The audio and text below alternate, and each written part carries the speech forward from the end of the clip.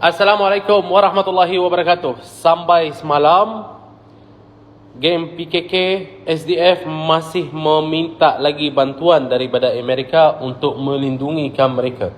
Dan Amerika masih bersetuju dan adalah harapan lagi buat mereka. Tetapi apabila SDF ini membuatkan satu perkara yang tidak memuaskan hati Amerika, di situlah Amerika pula bermula tukar bunyi bahasa dia. Macam mana tukar bunyi bahasa dia?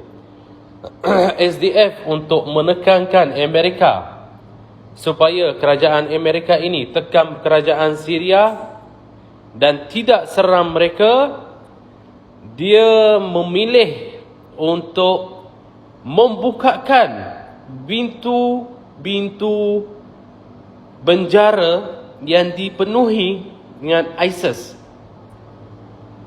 dan dibiarkan orang-orang yang di dalam itu keluar daripada penjara.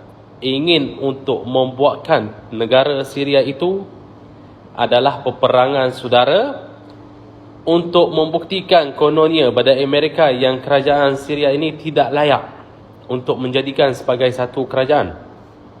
Apabila Amerika dapat tahu berita begitu, Donald Trump pun terus keluarkan statement dan termasuklah bensuruh Amerika di Timur Tengah. Dikatakan, kami pada satu titik dulu kita pernah bekerja dan telah membantu SDF ini untuk menserang dan untuk melawan ISIS.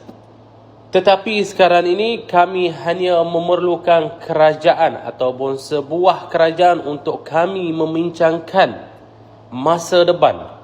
Jadi di situ Amerika dah tidak ingin lagi membantukan SDF. Dan SDF dah rugi banyak kawasan. Kerajaan Syria dah bagi masa, dah bagi apa semua, diorang makin tolak, tak sokong lah, tak suka lah kan. Hujung-hujungnya tinggal satu negeri saja yang mereka masih kuasai. Jadi mereka meminta masa daripada kerajaan Syria untuk mereka berbahas dengan ketua-ketua mereka yang berada di Iran dan Israel untuk mendapatkan satu kesetujuan tentang apa yang akan jadi. Tapi kita orang tahu dan kita dah faham, mereka macam biru putih akan merosakkan semua perjanjian kerana mereka ni tidak pernah tepatikan perjanjian.